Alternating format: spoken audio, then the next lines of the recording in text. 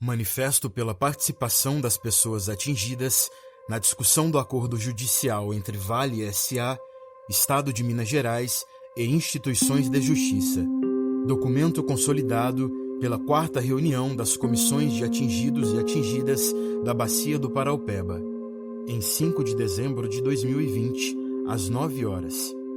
Nós, pessoas da Bacia do Paraupeba, atingidas pelo rompimento da barragem da mina Córrego do Feijão, após reunião em 4 plenárias de porta-vozes de todas as comissões reconhecidas pelas comunidades e pelas instituições de justiça das 5 regiões atingidas, sobre proposta de acordo que o Estado, instituições de justiça e Vale pretendem celebrar, vem a público manifestar a sua atual discordância da aprovação de um acordo discutido e elaborado sem a devida participação informada, conforme conceituado no processo judicial das pessoas e comunidades atingidas, pelos motivos que seguem abaixo.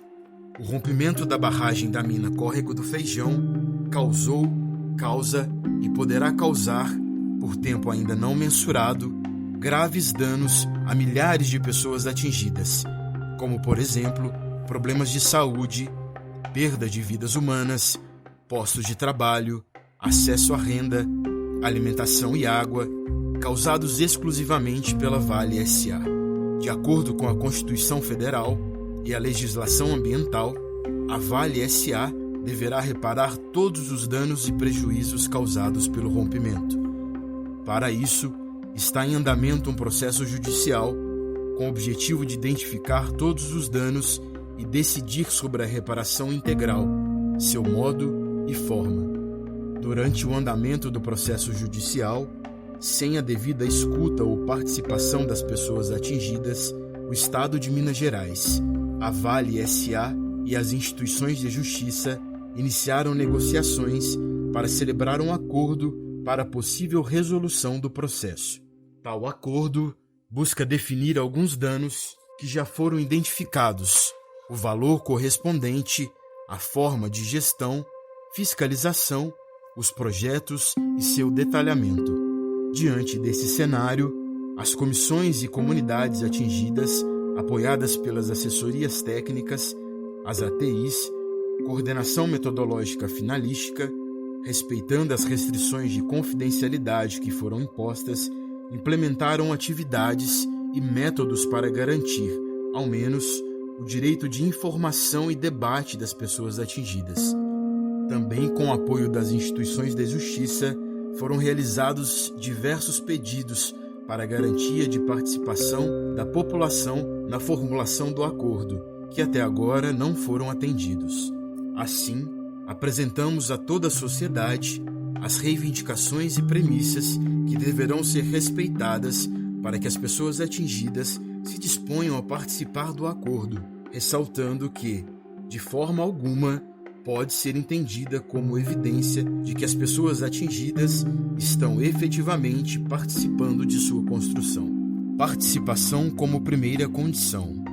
O acordo deve ser elaborado por meio de um amplo e transparente processo de participação de todas as pessoas atingidas pelo rompimento da barragem da Vale, de Brumadinho a Três Marias, passando por toda a bacia do Rio Paraupeba, inclusive aqueles que ainda não reconhecidos. 2.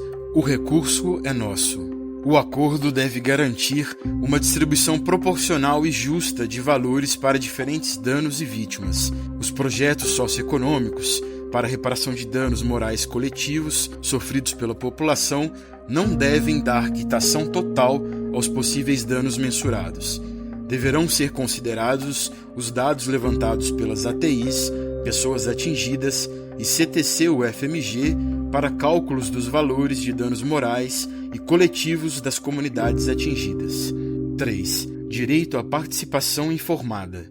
O acordo deve garantir a atuação das pessoas atingidas e assessorias técnicas em todas as fases de reparação, com recursos suficientes, não limitados previamente e distintos dos indenizatórios. 4. Participação, nada menos que a paridade. Levantamento de dados elaboração, planejamento, gestão, fiscalização, decisão e qualquer ação relacionada à reparação devem ser feitas a partir de estruturas com a presença das pessoas atingidas, em igual participação e poder de decisão das instituições de Estado e demais instituições que fazem parte do acordo. 5. O papel do poluidor-pagador, fora Vale. O papel da Vale na reparação deve estar restrito apenas ao pagamento das medidas. Deve ser vetada a sua participação e de instituições a ela vinculadas, sejam vínculos comerciais ou de quaisquer outras naturezas, nas estruturas de gestão, implementação do acordo, assim como na definição de critérios ou execução das medidas reparatórias. Deve ser descartado o atual papel da empresa na definição de critérios para reparação integral e na avaliação de risco à saúde humana que deverão ser realizadas pela legislação ambiental, SISEMA e Ministério Público. São as vítimas que decidem o que reparar e como. 6. Fiscalização e punição. Apesar de suas propagandas enganosas, a Vale S.A. está constantemente descumprindo os acordos já firmados. Por exemplo, o pagamento emergencial, distribuição de água e demais auxílios, sem qualquer punição, conforme denúncias das IJs e comissões. Tais acordos não podem ser abatidos do valor negociado. Devem ser garantidas formas de fiscalização, apreciação judicial e severas multas aos descumprimentos da Vale e a proibição da realização de publicidade com base no acordo. A poluidora pagadora não poderá se utilizar das ações de reparação, mitigação ou indenização acordadas ou decididas em juízo para fins publicitários, para autopromoção ou melhoria da sua imagem institucional sob nenhuma forma. 7. Reparação integral. O acordo não deve conter nenhuma negociação ou proposta relativa aos danos individuais e danos individuais homogêneos e nem finalizar os processos referentes a esses danos. É preciso assegurar o processo de identificação completa dos danos pelas ATIs, assim como garantir a matriz de danos das pessoas atingidas, com decisão participativa e informada. 8. Emergencial. Resolver o passivo e avançar na reparação.